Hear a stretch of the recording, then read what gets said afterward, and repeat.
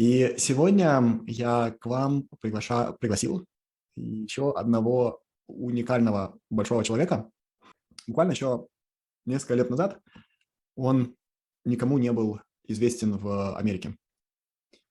И буквально за 2 года сегодня все, кто хотя бы немного интересуется искусством, фотографией, знают здесь его имя. Может быть, вы когда-нибудь слышали про проект «Люди Нью-Йорка»? И это огромнейший, известнейший проект фотографа, который фотографировал очень интересных людей в Нью-Йорке. Дариус создал проект, который называется No Strangers. И его идея, что люди, которые живут в больших городах, не перестали себя чувствовать как дома в своем городе. И что делает Дариус? Он людей знакомит друг с другом через свой проект, который называется «Нет незнакомцев». И он не просто находит необыкновенных людей, их фотографирует, но он также рассказывает их истории через фотографию и также разговаривает с ними, снимает это. И мы сегодня с ним будем об этом говорить. Он построил, на самом деле, очень большой бизнес, но это не причина, почему я его пригласил. Причина, почему я его пригласил, это потому что он делает все не так. Не так, как все остальные нормальные люди. Даже мою фотосессию он делал не так. Мою фотосессию он делал как абсолютно гениальный профессиональный коуч. И что Дариус умеет через камеру, он умеет с любого снимать маски. И это в коучинге умение снимать с людей маски и разрешать им больше их не надевать. Это одно из самых дорогих умений в коучинге. Okay? So, Darius, welcome to the show. I'm gonna spotlight yourself. Hi, Misha. Thank you so much for having me. Hey. Well, we are fascinated, and I just shared a few stories about you. Команда, можете, пожалуйста, кто нас переводит сегодня, тоже добавить к нам в тройку? Yeah, so I shared a few things. I shared your just like mind-blowing project, No Strangers. So that was one, and I explained the story behind No Strangers to everyone, and then I shared this idea of how you actually shoot people, and when I shared a bit of my experience, that for you it's not only about just trying to make a photo. For you it's an attempt, and very effective one, to unmask someone and allow them not to wear this mask after the photo shoot. Mm-hmm. So many questions to ask you. But before, a few household items. We have Olga with us, and Olga will be interpreting myself and you. And, Hi, Olga.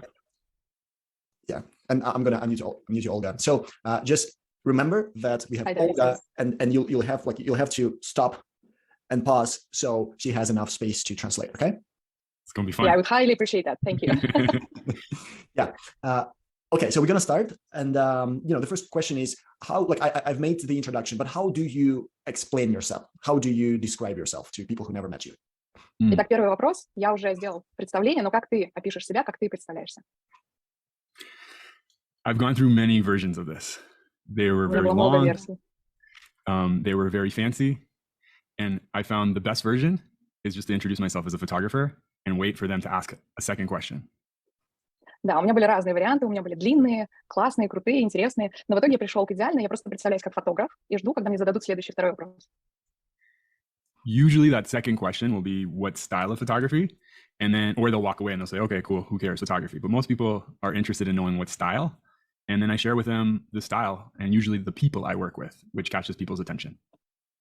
И второй вопрос обычно, в каком стиле фотографии ты работаешь, если действительно люди интересуются фотографией, и тогда, когда они спрашивают о стиле, я им говорю, я работаю с людьми. Это то, на чем мой фокус, и обычно это то, что привлекает внимание людей. Yeah, and to finish that thought, the people I work with authors, speakers, thought leaders, visionaries, people who are heart-centered and deeply magnetic and want to use that magnetism to change the world. Да, и обычно люди, с которыми я работаю, это авторы, спикеры, визионеры, которые действительно имеют горящее сердце и притягивают на себя взгляды, действует такой сильный магнит и действительно пытаются изменить мир. Recently, you started a few projects that became insanely successful. So one is the No Strangers. It got you like hundreds of thousands of people in like TikTok, Instagram, and everywhere. And I guess like people are now lining up so you can make a photo of them. So that was one. Ты недавно запустил несколько проектов, которые просто безумно стали популярны и раскручены. Как, например, первый из них — это «Нет незнакомства», когда ты получил сотни тысяч последователей в ТикТоке, в Инстаграме, в других соцсетях. И я так понимаю, люди сейчас строятся в очередь. То есть это был первый проект. Second offer, and this is how you got me, was that, okay, you know, instead of making a photo of you, right, I'll make a photo of your heart. И второй проект, которым ты как раз меня зацепил и привлек мое внимание, это я не просто сделаю вашу фотографию, а я сделаю фотографию вашего сердца. Yeah.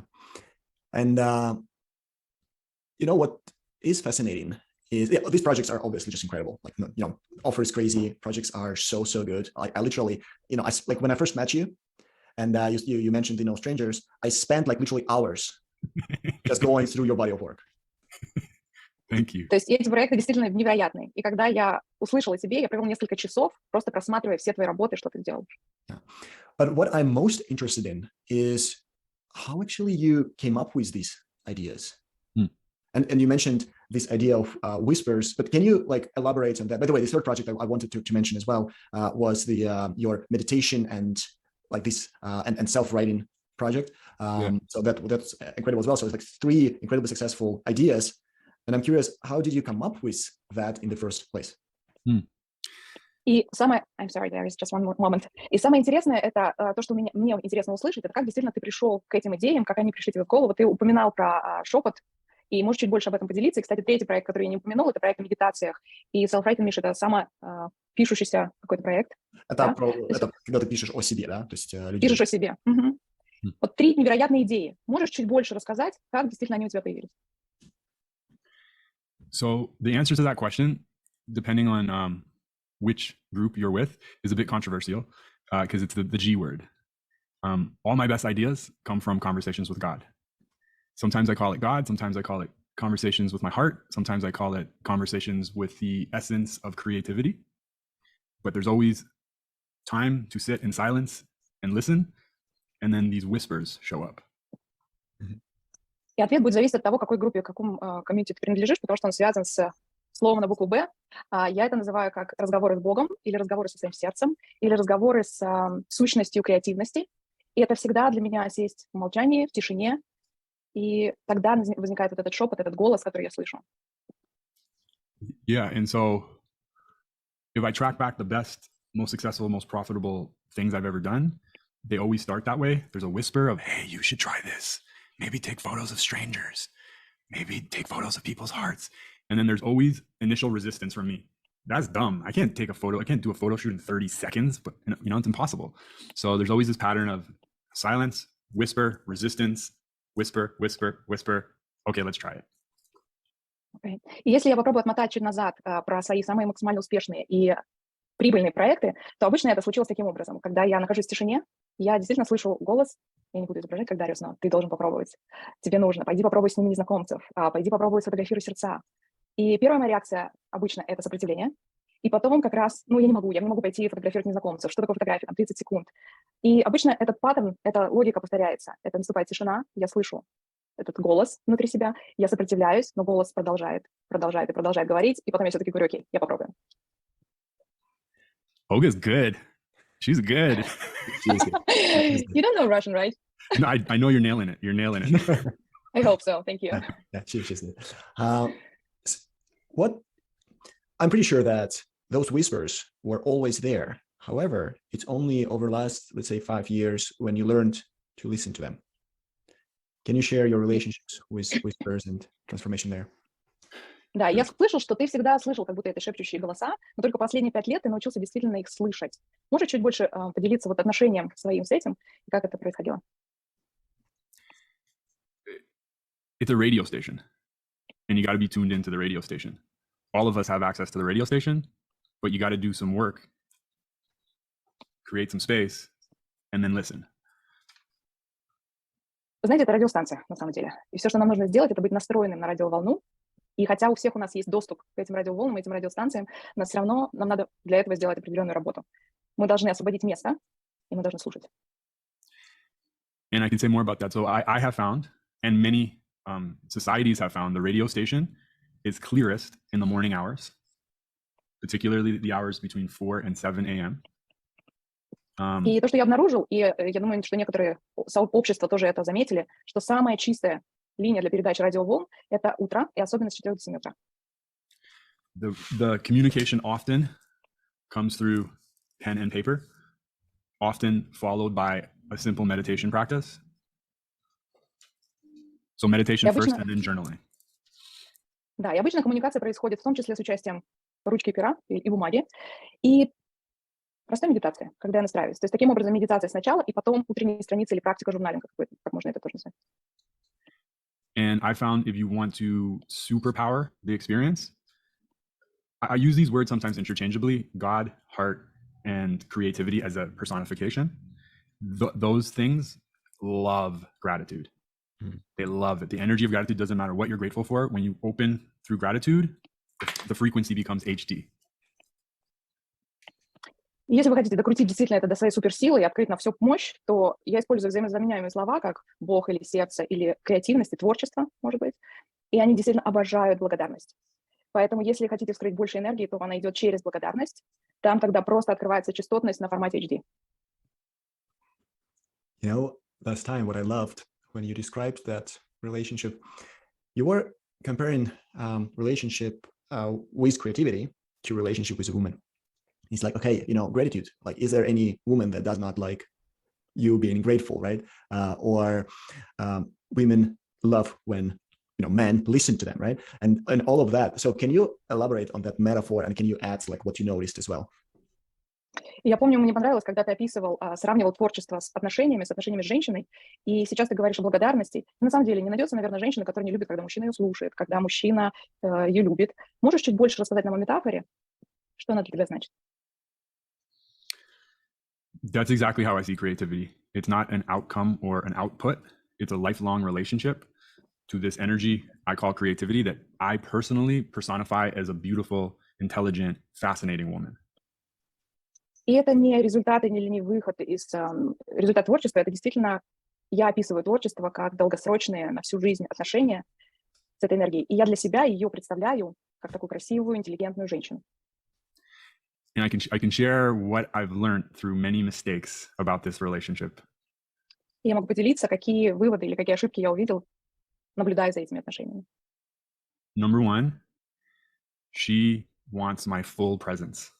She doesn't want me fantasizing about the future and what could happen and how much money I could make. She wants me here, fully present with her. Первое, это она хочет действительно моего полного присутствия в моменте. Неважно в этот момент, если я буду чувствовать, она не хочет, чтобы я думала о будущем, сколько я денег из этого сделаю, как это вернется. Мне надо быть здесь, сейчас, полностью присутствовать. Number two, she loves when we go slow and savor the moment. I have a business side that wants to make spreadsheets and compare to everyone else's, you know, success. And when she's like, forget about other people, like, let's start slow. Let's find the enjoyment and the connection before we try to accelerate and scale things. Вторая, она любит, когда мы делаем все медленно и действительно смакуем каждый момент. У меня есть такая бизнес-черта, когда я могу увлечься табличками, начать сравнивать себя с другими, с их успехами. А она говорит наоборот, забудь обо всем этом, забудь о других людях. Давай насладимся, давай начнем медленно, насладимся полностью этим всем, прежде чем мы выйдем в какой-то масштаб и дальнейшие истории. Number three, she loves when I listen to her. And like, this one's a little weird because like I actually ask creativity questions. I actually ask, you know, how are you? Is there something like, how are you feeling? Is there something you want to tell me? Is there anything, any guidance you have for me? And I actually sit down and listen and listen and listen. And she's always got something to tell me. And it's usually very encouraging and supportive, but also very honest. Третье правило – это ей очень нравится, когда я ее слушаю. И обычно я действительно задаю ей вопросы своему творчеству, своей вот этой энергии, вот этой женщине. Как ты сегодня? Как ты себя чувствуешь? Что ты хочешь мне сказать? Есть ли у тебя какое-то напутствие для меня сегодня? И дальше я действительно сажусь и слушаю, и слушаю, и слушаю, и у нее всегда находится что-то мне сказать. И обычно это не просто что-то поддерживающее, вдохновляющее, но очень честное. Two more I have. Creativity is not looking for a one-night stand.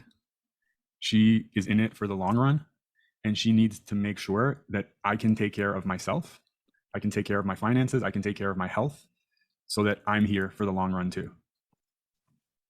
Что еще я знаю о творчестве, что еще я вижу, она не гонится за чем-то мимолетным, таким отношениями на одну ночь. Она действительно хочет долгих на всю жизнь. И поэтому она хочет, чтобы я был в состоянии позаботиться о себе, о своих финансах, о своем здоровье. Только таким образом я тоже буду здесь на всю жизнь и буду готов к этим долгим отношениям. And the last thing that I've learned about creativity, my relationship to creativity is because it's a long-term relationship, it's crucial that we continue having fun and we play and we are in the energy of joy and pleasure, and it's not just logistics and practicality, because that can happen in long-term relationships. И, наверное, последнее, что я понял для себя, что я выучил, это что мое творчество, вот это моя энергия, моя женщина, мои отношения с ней, так как они долгосрочные, то они не требуют... Критичная точка, чтобы мы продолжали наслаждаться этим. Чтобы мы играли, чтобы мы получали удовольствие, а не думали только о логистических каких-то административных вещах, как иногда случается в серьезных отношениях. That's so good. Can I add a couple of things as well? Sure. Можно я тоже добавлю от себя чуть-чуть? So, I wonder what you think about that as well. So one is, I noticed that, and I love the metaphor, like when you say this woman, because for me, creativity is female as well. And I know that this woman loves momentum. She does not appreciate kind of like stop and start relationships. She wants to go long term, but also she wants to have a ride and enjoy the ride without, having to disembark for a few years. And because, okay, Да, что я еще хочу добавить, я заметил, и очень классно, мне очень нравится метафора, когда ты называешь творчество женщины, для меня она тоже женского рода, и я знаю, что она действительно любит моментум или континуум. Моментум, да, то есть движение, постоянное движение. Да, постоянное движение, то есть ей не хочется какой-то начали, закончили, остановили, сделали паузу, а действительно это на долгий срок, и это не должно быть так, что мы забыли на несколько лет, а потом опять вернулись. Yeah. The second one, and I think you touched on that, but this woman hate when you are clingy, or when you use these relationships, and I think you mentioned that before, when you're using her and you're taking advantage of her. And this is all you have in mind. And I describe that as clinginess. И еще я думаю, что эта женщина ненавидит, когда ты действительно такой прилипающий. Вот постоянно только о ней думаешь, постоянно используешь ее. И я описываю это действительно как вот такой привязанный в этих отношениях. I think you described that as, like you are fantasizing about your successful future instead of being present here with her, and she feels that. Я думаю, ты описываешь это, как ты думаешь о будущем, а не в моменте находишься, и она это чувствует. Yeah, so the way I see it, I really personify. And she's interesting and beautiful and intelligent and just happens to be from a family that is one of the wealthiest, most powerful families on the planet. And she's smart because she's had 10,000 relationships before me. So she knows if I'm here just to get access to her power and her wealth and her fame, or if I'm here because I'm connected to her. Я действительно персонифицирую, действительно представляю ее как интересную, прекрасную женщину. И на самом деле, как будто она происходит из семьи, которая очень властная, известная, богатая. И у нее до меня было 10 тысяч отношений. И поэтому, если я здесь только для того, чтобы получить доступ к ее силе, к ее славе, то это не считается. Я должен быть полностью соединен, полностью настроен. So tell me, how do you know whether it is her whispering or, I don't know, like a devil or someone else? Как ты различаешь, когда это действительно ее такое позитивное влияние или это какой-то дьявол? Нет, как он отличает шепот? Кто шепчет? Она шепчет? Кто шепчет? Какая-то хрень шепчет. Спасибо. So for me, sometimes there's a voice that's more fear-based and more ego. And one test is if the voice stays consistent over the course of a month. Sometimes I'll give myself a 30-day period to feel if the voice is still there, it's still there, it's still there. If it starts getting like, have to do this, we have to do this, I can tell it's coming from a base of fear. Иногда действительно есть шепот или голос, который я слышу, он основан на страхе, на эго. И тогда очень простой тест. Если, во-первых, он продолжается на протяжении нескольких месяцев, то есть я даю себе, например, период дней 30 посмотреть, и если он все еще там, и он говорит, мы должны это делать, должны, настойчиво, то тогда я понимаю, что это говорит страх. Okay, I have another question, and I know my team is going to kill me for it, but I'm going to ask it anyway. У меня есть еще один вопрос. Я знаю, что моя команда меня за него убьет, но я так или иначе должна его спросить. So there is one woman, this is the essence of creativity, that requires 100% of your presence. It requires you to be with her as much as you can. And there might be another woman who's like a real woman, you know, in life that kind of wants attention as well. And now you have this fight between two women. What do you do? Если представить, что да, есть вот эта вот сущность творчества, да, вот эта женщина, которая требует твоего присутствия, твоего бытия в моменте, быть с ней, нас вот на максимум, на который ты только способен, но есть еще настоящая женщина, которая тоже как бы хочет внимания, хочет твоего присутствия, и начинается такая борьба. Что ты будешь делать? This is a great question and a dangerous question. All I can Очень tell you классный, is, очень опасный вопрос. all I can tell you is what I do. I don't know what people should do. I have been known to get obsessed with my projects, and the partners I choose, I allow them to understand who I am and why I am obsessed with these things, and that they happen in sprints and what it could look like. And I communicate to them what I need in those moments and what I don't need. But yeah, I'll stop there for a second. Все, что я могу сказать и как я делаю, я не знаю, как действительно люди должны в этом случае поступать, но я действительно знаю, что я могу быть обсессивно сфокусирована на чем-то.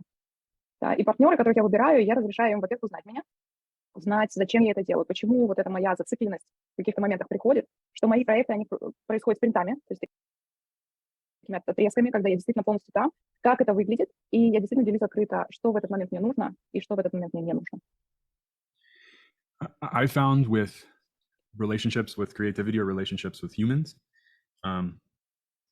polarity is so powerful, and it changes. It's like magnets. Sometimes when we've been so far away, we pull. Like initially when you start a relationship, there's this incredible chemical reaction, but what happens is if you're attached, there's no more polarity. And so strategically, intentionally, it's good to create space so that there could be this polarity again and you can come back together.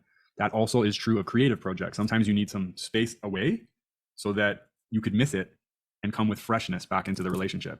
So yes, there's obsession, but sometimes we need to go away for a little bit. Да, и что я нашел одинаково как в отношении с людьми, так и в отношении с вот этой творческой энергией, с вот этой моей женщиной, что иногда полярность или вот сила притяжения, которая возникает за счет этой полярности, она очень сумасшедшую имеет мощь. И мы как магниты, когда мы находимся на расстоянии, мы тянемся друг к другу, есть сила, которая нас притягивает. И тогда возникает как раз вот эта химическая реакция. Но когда мы уже соединились, там получается вся полярность, а вот эта сила притяжения исчезает. И поэтому я думаю, что стратегически очень хорошо действительно создавать какое-то пространство, какой-то разрыв как бы между нами, и потом сходиться опять. То есть создавать моменты, когда мы расходимся, и потом сходимся, и это касается и творческих проектов в том числе, потому что сначала ты должен сфокусироваться и полностью погрузиться, но потом классно, если ты на какой-то момент немножечко отстраняешься и выходишь. You know, from my side, I would add, so if let's say I have my, not let's say, it's true, I have my wife, and also there is this another woman, the creativity one. And what I tell my wife is that I am with you, but I serve her. And and I absolutely agree with you, and this is something that our partners will have to accept. And it's not always easy, but this is the only way to go. Чтобы я добавил, у меня есть жена, и есть другая женщина, вот эта творческая энергия. И как я говорю обычно своей жене, что я с тобой, но действительно я служу своему творчеству и этой женщине. И я абсолютно согласен, что наши партнеры должны это принять. Это не всегда просто, но без этого никак. Okay, let's shift gears here. Back to your heart projects. This idea. So what still blows my mind is the audacity of the promise. You are telling people that you actually see them, you see their hearts, and you will be able to make a photo with. Just the sheer audacity is mind-blowing. And I'll have a question. Да, но давайте немножко переключимся и вернемся к твоему проекту по сердцам, что действительно просто мне взрывает мозг. Это та смелость, Audacity, правильно, да? То есть это смелость, храбрость, с которой ты говоришь людям, я вижу вас насквозь, поэтому я способен фотографировать ваше сердце. Я его увижу, и я это сделаю. И у меня есть еще вопрос. Yeah. So how do you know that you, at that time, how did you know that you will be able to see people's hearts? And how did you know that you have the confidence to make such an audacious promise? Если смотреть назад, как ты действительно знал, что ты будешь способен увидеть человеческое сердце? И как тогда тебе хватило решимости, уверенности сделать такое отважное, смелое заявление, что ты сможешь выполнить свое обещание? This is such a funny question for me, because the truth is, I was doing a lot of fashion photography and I hated it. It paid very well and I was very miserable. And I put one post up one day because I was working late at night, photoshopping beauty marks off beautiful women and hating my life. And I remember saying, God, please, this can't be why I'm here. I'll stop there. И это очень смешной вопрос, потому что на самом деле правда в следующем. Я когда-то занимался фэшн-съемкой, да, то есть и я ненавидела это. Это очень хорошо оплачивалось, но я просто чувствовал себя ничтожным, несчастливым. И в какой-то момент, очень поздно ночью, я сделал пост. Я в то время обрабатывал фотографии, там были прекрасные модели. Но вопрос в моей голове звучал: боже, ну неужели это зачем я здесь? Неужели это занятие? And so at like 2 o'clock in the morning, I went to Facebook out of desperation. And I said, does anyone want to do a black and white portrait with me? I don't know what I'm doing. Do you want to be my test subject? И вот 2 часа в ночи я иду на Facebook и просто из отчаяния пишу пост. Я хочу сделать черно-белый портрет, серию. Я не знаю, что я делаю, я не уверена, как это выйдет, но кто-нибудь хочет со мной тоже потестировать и быть моим подопытным. And a few people said yes. And then I started to panic. And then I booked them in. And that first shoot, I didn't know what I was doing. Moving lights, trying things. I just knew I wanted to get rid of everything that existed in a fashion shoot. No fancy model, no hair and makeup, no big location, no color. Let's get rid of color. And I wanted to get as close as I could to a human to see if something interesting would happen. И несколько людей сказали да, я запаниковал. Но потом я с ними договорился, мы назначили дату, время. И на первой съемке я на самом деле не знал, что я делаю. Я просто пытался передвигать свет, переставлять что-то. Я пытался сделать так, чтобы не было ничего, что мне вообще напоминает фэшн-съемку. Я не хотела никакого макияжа, никаких обалденных локаций, мест, где мы снимаем. Да, никакого цвета. Я хотела действительно избавиться от цвета, убрать все, чтобы быть намного ближе к человеку. И это именно то, как мне казалось, что-то интересное случится. That first shoot was very sweaty. And as soon as the person left, I got on my computer and started working on the photos. And again, this whisper said, just put it on Facebook. I don't know where I got that courage from. I put it on Facebook, went to sleep, woke up, and there's like hundreds and hundreds of comments and people being like, this is amazing. I can see his heart. I can see his essence. I can see his soul. I want to book a shoot with you. I panicked. I took those photos off because I was like, that was a fluke. I have no idea how that happened. And I don't think I could ever do that again. Ну, первый фотографический процесс был действительно очень такой, с большим количеством фото. И когда человек ушел, я села за компьютер, начала обрабатывать и выставила их на Facebook, потому что я услышала этот голос: поставь их прямо сейчас на Facebook. Потом я опубликовал, пошел спать, и проснувшись, я увидел сотни и сотни комментариев, которые говорили о том, что я действительно вижу, то есть человек говорил, я вижу его сердце, я вижу его суть, я вижу его душу. Я запаниковал и на самом деле убрал эти фотографии тогда, потому что я думала, что нет, это первый раз, это случилось случайно, я не смогу этого повторить. And so I took the photos down, but I accepted 19 more people in the next 6 weeks because I wanted to see if it was a fluke.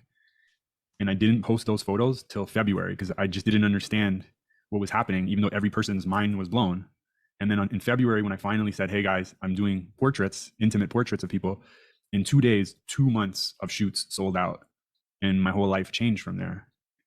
Early on, I realized this wasn't me mastering photography. This was actually a master class in humanity. Because everyone I saw, I just saw myself. I could see my own fears and insecurities and dreams through them. And so it became an obsession that everyone wanted to be seen and everyone was terrified of being seen. I got obsessed with that. И, соответственно, я их убрал, но что я сделала? Я взял 19 новых людей в съемку на следующей неделе, но я не опубликовал эти фотографии до февраля, несмотря на то, что отзывы от людей были действительно взрывающими, они были в восторге. Я пока не понимала, что происходит, но в какой-то момент в феврале я все-таки поставила фотографии и написала, что я делаю портреты. И за 2 дня запись на 2 месяца была полностью выкуплена, моя жизнь изменилась. И тут я понял, что это не я достигаю как бы новых высот профессионализма в фотографии, а на самом деле это мастер-класс по человечности, потому что в этих снимках я видел все как будто их страхи, их слабые места, секретные какие-то места, их мечты в том числе. И понимал, что и это и мои страхи и мечты реализуются вместе с ними. Я поняла, что каждый хочет быть увиденным, но очень боится быть увиденным. И именно это вызвало мой фокус, мою обсессию, и на этом я стал фокусироваться дальше. Wow. I want to add one comment and then move on to, like, there's so many questions. Man, like, you are just such incredible. Okay, so one comment. Darius is telling us that he became fascinated with two things. That on one side, everyone dreams to be seen, but on the other side, everyone is terrified to be seen. And for those of you who's going to start this program very soon, you will learn what is the dissonance and how we look at the dissonance. But basically, dissonance is a fight, a battle between two stories that are inside of us all the time. It's one story about what you can do and one story about what you cannot do. It's one story about who you are and the other story about who you are not. And the goal of the coach is to bring this person that is incredibly conflicted and broken by these two contradicting stories. And our goal as coaches is to bring this person to sincerity and harmony. And this is exactly what Darius is doing with his clients. He's became broken and he consummates them and they become whole. Я хочу добавить один комментарий. Очень много вопросов, Дариус просто невероятный, но тем не менее, один комментарий. Дариус сейчас рассказывает, как его увлекло вот этот союз вот этих двух вещей, как каждый хочет и мечтает, чтобы его действительно увидели таким, как он есть, и как каждый боится быть увиденным полностью таким, как он есть. И те, кто начинают как раз путешествовать с нами в программу, скоро узнают о диссонансе. Что такое, собственно, диссонанс? Это борьба между двумя историями в вашей голове, между двумя мыслями. Одна из них, что ты можешь сделать, и вторая говорит тебе, что ты не можешь сделать. Либо говорит, кто ты есть и кем ты не являешься на самом деле. И вот когда эти две истории сталкиваются, задача коуча как раз взять человека, который находится в этом конфликте, в этой борьбе двух мыслей, сталкивании, и он как раз разбит этими противоречиями и разрывает его от этих противоречий, и принести его как раз в гармонию, в ясность, в соединение с собой. И это именно то, что Дариус делает со своими клиентами. Человек приходит к нему разобранный, да, и он через как бы соединение вот этих диссонансов делает человека целым. Приводит его к консонансу. Okay. Another question. So, I know many of your clients and friends, and they literally, took me by the neck and brought, like, by the collar and brought me to you. Everyone, with no exception, everyone told me, I've never felt that relaxed in front of someone in my whole life. And I mentioned that to you as well, that, well, it seems that you have this very hard to find skill of making people deeply relaxed, creating this alliance with them. So the question is, man, how do you do that? Еще, ты знаешь, что я знаю многих наших людей и клиентов твоих и друзей, и они буквально меня за воротник, за шиворот притащили и сказали, что каждый из них сказал, что никогда в жизни они не чувствовали себя настолько расслабленными, как на этом фотосете с тобой. И это действительно очень тяжело находимый такой уникальный навык, помогать людям максимально расслабляться, находить вот эту связь, контакт с ними. Вот как ты делаешь это. One, thank you. That's a beautiful compliment. Two, the short answer is trauma. That's the thing. It's my trauma, my pain, my wounding has, I believe, like, our superpowers are birthed, they're twins to our deepest wounds. And so there's several woundings in my childhood that involve self-consciousness and losing my voice and feeling small and feeling inadequate. And so that's made me hyper aware when other people, particularly a younger version of them, is shy, is scared, is uninterested. And my approach is creating space for all of your parts, all of your 5-year-old, your 8-year-old, your 12-year-old to play. And so the high level approach is, I have a level of empathy because I was wounded, just like I'm sure all of the people here have been wounded at some time in their life. And maybe I'm sure that was a sad thing. And there's a possibility that might be access to your superpower. Первый краткий ответ. Спасибо большое за этот комплимент. Это очень трогающий. А второй ответ – это травма. И это та боль, это те раны, которые я приобрел, которые были у меня.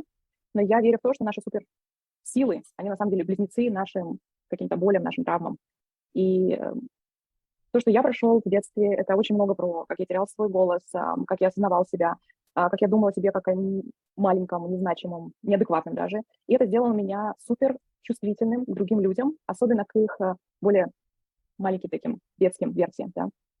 И что я пытаюсь сделать, я знаю, что они могут быть и стеснительные, и напуганные, и как будто чувствовать себя неинтересными. Что я пытаюсь сделать, это создать такое пространство, в котором есть место для всех ваших вот этих частей.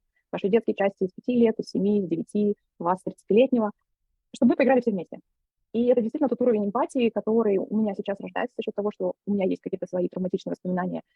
И на самом деле, я думаю, как у многих находящихся здесь в звонке. И иногда это, конечно, грустно, но я верю в то, что вот эти грустные вещи можно превратить точно и питать свои суперсилы. И увидеть в них возможности. Yes, that's the perfect explanation of Nietzsche. What does not kill you makes you stronger. Mm-hmm. Это как будто идеальное объяснение фразы Ницше, что не убивает тебя, делает тебя сильнее. Yeah. Is there anything like specific that you do and you're very aware of that in the moment that makes people love you? Есть что-то специфичное, о чем ты действительно знаешь, и то, что ты делаешь, что помогает, ну, или заставляет людей прям влюбляться в тебя? That's a cool question. Прикольный вопрос. I know one of my superpowers is I'm very good at creating safe spaces. And that's a co-creation. It's not just me saying this is a safe space. That's me checking in with people, asking people, letting them know what's going to happen so that their minds can rest, creating expectations, and then communicating with them and asking for consent the whole way through. That safety allows people, like the formula to what I do is actually simple. I create safe spaces so that people can rest their very, very overworked minds so that our hearts can have a play date together. And when your hearts have a play date together, it's easy to feel deeply about each other. Да, что одна из моих суперсил — это действительно создавать безопасное пространство, и это не я создаю его, а я его создаю вместе с человеком. Это такое сосозидание. Я постоянно сверяюсь с человеком, постоянно рассказываю, что сейчас происходит, как это будет происходить. Что позволяет это сделать? Это позволяет им расслабить свой ум, отпустить то, что сейчас происходит. Я рассказываю об ожиданиях, как это будет происходить, и я спрашиваю согласие. То есть действительно создание вот этих безопасных пространств идет таким образом. Безопасное пространство дает отдых перегруженному уму, и тогда наши сердца могут пойти на такое вот игровое свидание, да, вместе, на прогулку, и только тогда все случается. И тогда мы очень глубоко друг друга чувствуем. This is the hardest skill to teach. This is nothing is possible without it, and this is the hardest skill to teach anyone. Это очень тяжелый навык, которому можно пробовать обучать. Все возможно, но очень сложно научить им такому. Okay, I know that we are at time, and I have my last question. Я знаю, что время подходит, у меня последний вопрос. So I went through all the videos and photos you made on the No Strangers project.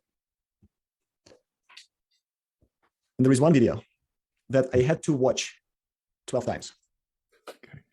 Okay? Я посмотрел все твои видео и фото из проекта «Нет незнакомцев», и одно видео мне пришлось посмотреть 12 раз. Yeah. So for everyone here, just to give you context, what Darius is doing, he's going with his crazy expensive photo camera. He's on the streets with like probably that machine is more expensive than my car. So he's like photo machine on the streets. He stops people and he tells them, "Hey, you look awesome. I'm a photographer. Can I make just a photo of you?" And some will say yes, some will say no. And those who say yes, he'll make a photo of them. And then he'll ask them one question. No, I wouldn't know. Да, то есть он, для всех, чтобы быть четко в контексте. Что Дариус делает? Он выходит на улицы Нью-Йорка со своей камерой, безумно дорогой, я думаю, что она дороже, чем моя машина стоит, выходит на улицу, останавливает людей и говорит: слушай, ты классно выглядишь, можно я сделаю фото тебя? И кто-то соглашается, кто-то нет, и когда он делает фотографии, он задает один единственный вопрос. His question is, what advice would you give to your younger self? И вопрос, который он задает: какой совет ты бы дал юному себе? And so you can see, like, on his website and his Instagram, you can see the photo and you can see the whole conversation in video. И поэтому в соцсетях, на его сайте и в Инстаграме вы можете увидеть не только фотографии, но и в том числе полностью видео с этим разговором. Okay, now, look, here is what's crazy. Итак. If you don't think this is already crazy, so here is the craziest part. He stops the most scariest people I ever seen in my life. Like the most so scary in the meaning of like intimidating. Like he stops the most intimidating and scariest people that I've seen in my life. They're incredibly beautiful, that's true. But you gotta be crazy to stop them. И если вот все, что вы услышали до этого, еще как будто окей, то сейчас вот самое сумасшедшее. Он останавливает самых ну, пугающих, самых страшных людей, не с точки зрения как бы их красоты, да, они действительно прекрасны, но у него хватает храбрости посмотреть человека, которого я вот бы никогда не подошел близко. Yeah. Не So слышал. now there is this guy, and he looks like a mafia's assassin. И там был человек, который выглядел как действительно головорез мафии. I'm pretty sure Именно that вот наемный guy убийца. probably spent like 30 years of his life in prison. He's all tattooed, and he looks scary as shit. И человек выглядит как наемный убийца. Я думаю, что последние 30 лет он провел действительно в тюрьме, он был полностью татуирован. Ну, как бы очень-очень-очень страшный. Now, if you've seen like Narcos, the like Netflix series. Если вы видели сериал «Наркос» в Netflix. About these guys from Colombia and like Mexico, these like drug cartels, and they have these scary-looking assassins. Like that was the guy. Ну, то есть, вот, если вы помните, там есть такие мужчины из Колумбии, которые действительно входят в картель, наркотики, и вот у них есть головорезы, которые отвечают за самые невероятные содействия. Yeah, so the guy looks crazy aggressive to me. He has like this big chain. It seems like he's carrying a weapon. And when Darius approaches him, he's like immediately on alert. И он действительно выглядел невероятно агрессивно для меня, да, то есть у него были цепи, у него было даже оружие. Когда Дариус к нему подошел, он сразу встал как будто в стойку, был в напряжении, в готовности ответить.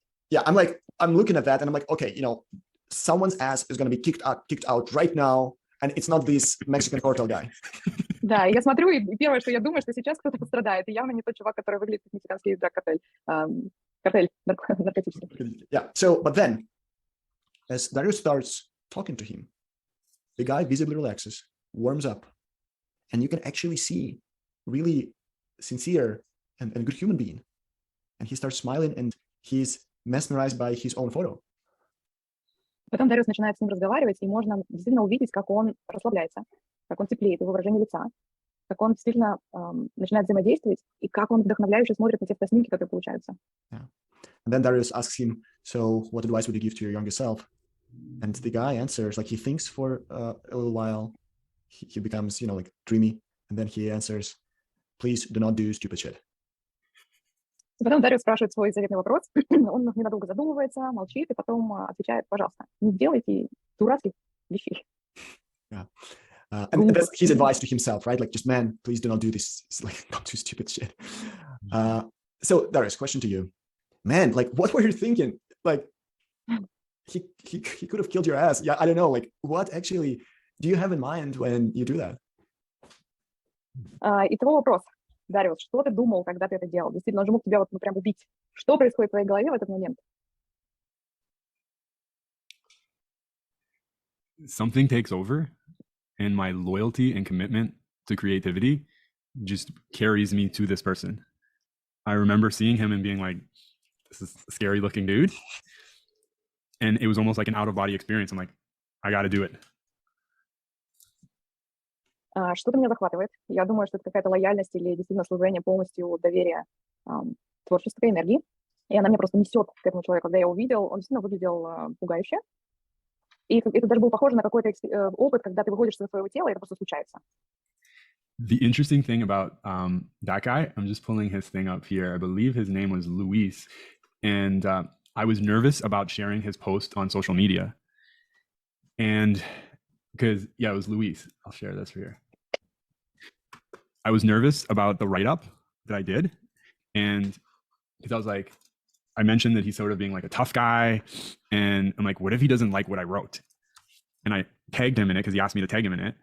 And immediately he sent me a message saying, that's really cool. You should come to the tattoo shop and take some more pictures of us. И интересная вещь, которая случилась, мне кажется, его звали Луис, и Дариус проверил, да, его звали Луис. Я очень нервничала, когда хотела публиковать его фотографии, видео с ним, потому что я делала подпись, и там я написала, что он действительно такой четкий, жесткий мужчина. И он попросил меня, в том числе, его стегнуть там, отметить. И я, значит, пощу, отмечаю его, и вообще думаю, господи, что он со мной делает. И он тут же пишет мне сообщение. Это действительно классно. Real cool. Ты должен прийти к нам в тату-салон и пофоткать нас еще.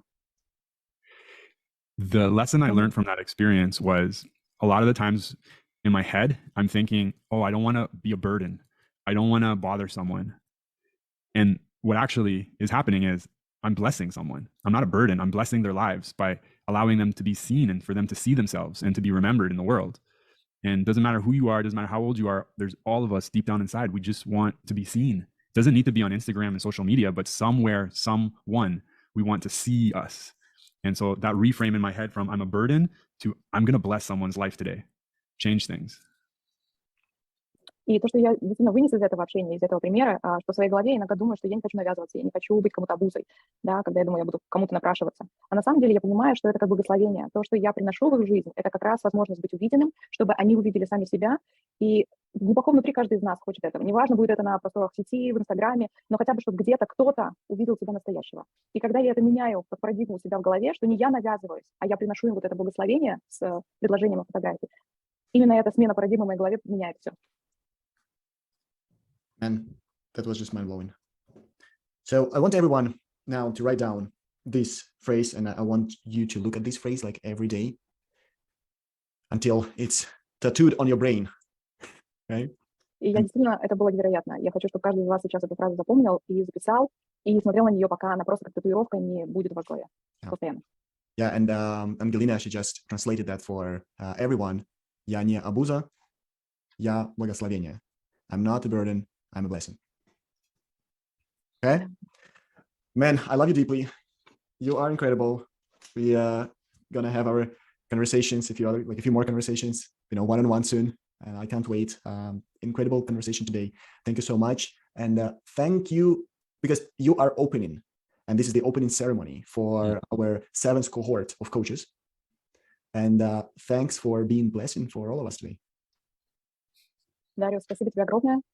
Это действительно невероятно, то, с чем ты с нами сегодня поделился. И на самом деле это церемония открытия, то есть ты открываешь 7-ю кохорту коучей, которые заходят на обучение, и поэтому это действительно благословение для них сегодня. Darius, thank you for coming. Thank you, Misha. Спасибо большое, что пришел. This was a beautiful experience. Thank you, Olga. I was tempted to throw really complicated words just to see what would happen. And thank you for the community. You guys, I don't understand half this stuff, but I've saved the chat and I'm going to go Google some of this stuff because I can tell it's a beautiful community and I wish you so much luck. And it was an honor to be here with you. Спасибо большое, Миша. Это был действительно невероятный опыт для меня, очень красивый. Оля, спасибо. Я иногда пытался вплести сложные слова и смотрел, что произойдет. И спасибо за всех, кто был сегодня с нами на звонке. Я не очень понимаю все, что вы написали, но я сохранил себе чат и пойду погуглю, посмотрю, что вы там писали. Я желаю вам большой-большой удачи. И для меня была честь быть сегодня с вами и открывать вашу церемонию, ваше начало обучения. Thank you. Оля, спасибо тебе большое. Абсолютно блестящий перевод. Просто вау. Спасибо. И ты классно с нами вот так вот втроем сработалась. Darius, thank you, man. And we'll see each other soon. Thank you. Thank you. Okay. Bye. See you guys.